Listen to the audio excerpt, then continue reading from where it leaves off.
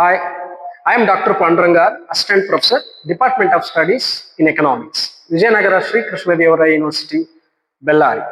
Today I am going to tell you one story.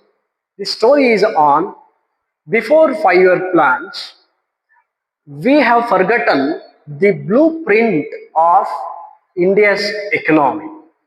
There were so many plans which were proposed by different economists, historians, and also engineers, but they were on the paper.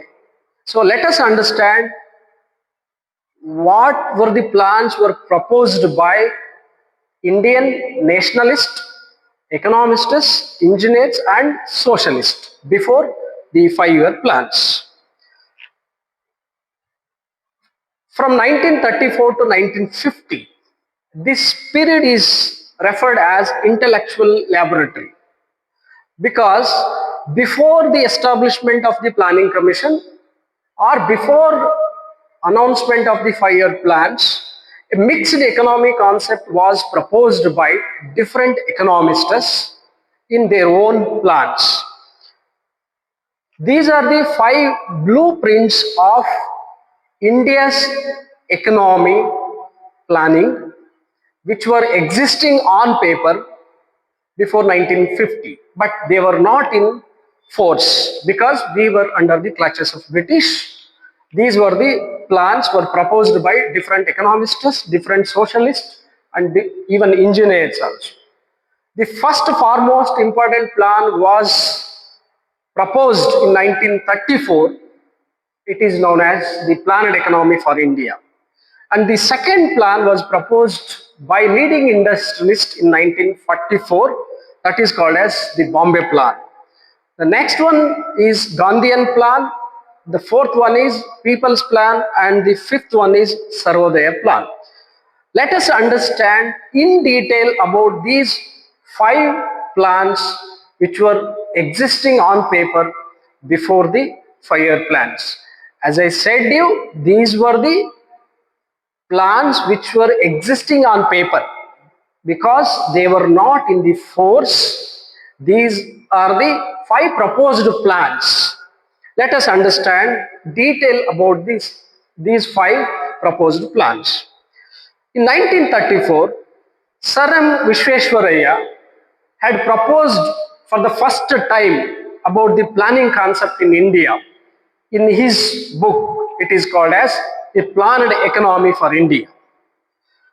He is the first person to propose the planning concept in India, hence he is called as father of planning in India. The goal of the plan of the Planned Economy for India was double the national income in 10 years by shifting the labor force from agriculture sector to industrial sector. Visvesvaraya has seen that India's over dependence on farming as the core structural problem which happened in the Indian economy. So there was huge dependency on the agriculture sector. So he wanted to shift that agriculture labor to the industrial sector. Even he gave a slogan, industrialize or perish is the slogan of Sir Visvesvaraya. The next plan was proposed by the 8 leading industrialists. It is known as Bombay Plan. It was proposed in 1944. J.R.D. Tata and G.D. Birla were the leading industrialists. So even informally, this Bombay Plan is also called as J.R.D. Tata and G.D. Birla Plan.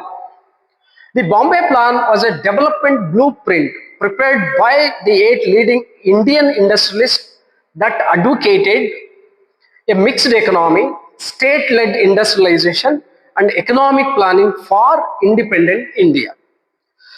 The approach was to adopt the import substitution policy in India. What do you mean by import substitution? It defined as whatever the imports we are importing from other countries, those goods or alternative goods should be produced locally only. So this is about the Bombay Plan. See, these were the two plans. They were aiming to adapt the industrialization, to establish the many industries. But very unfortunately, these proposed plans were not accepted by the British government because British did not wish to have more industries in India. They were against of industrialization, and they never made any attempt to develop India through industrialization because they were there in India to get to access the raw materials, and they realized if India has industrialization, there could be problem for their raw materials also. Hence, they never made any attempt to industrialize or to establish any industries in India. The next plan was proposed by Shriman Narayan Agarwal. It is called as Gandhian Plan. The name itself says Gandhian Plan. This idea is taken from the Gandhian ideology. The core emphasis of the Gandhian Plan was develop the cottage industries, and they felt agriculture was the base for the development. See, the Gandhian Plan proposed to have a cottage industries. Meanwhile, they rejected the heavy industries because they were opposing the heavy industrialization and technology also, because Gandhi had felt there should be development in the rural area through cottage industries. The next plan was proposed by M.N. Roy. He was the radical humanist, and also he was a socialist. This plan is known as the People's Plan. So the People's Plan is grounded in the Marxist ideology or Marxist socialism. This People Plan had accepted the importance of the agriculture sector as well as industrial sector. They advocated the nationalization and collectivized agriculture, and equal priority should be given for the agriculture sector and industrial sector. The last plan was proposed by the Sarvodaya plan in 1950. It was proposed by JP, popularly known as JP Jayaprakash Narayan, was a socialist leader. This plan was influenced on the Gandhian plan, which was proposed in 1944, and also Vinoba Bhave's Sarvodaya plan, that is Bhudana movement. This plan was emphasizing on agriculture, land reform, small and cottage industrial development.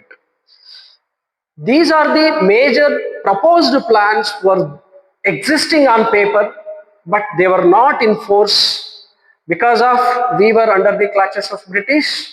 However, after independence, in the name of 5-year plans, main core elements of these proposed plans were added here and there, because see, in the first 5-year plan, priority was given to the agriculture sector.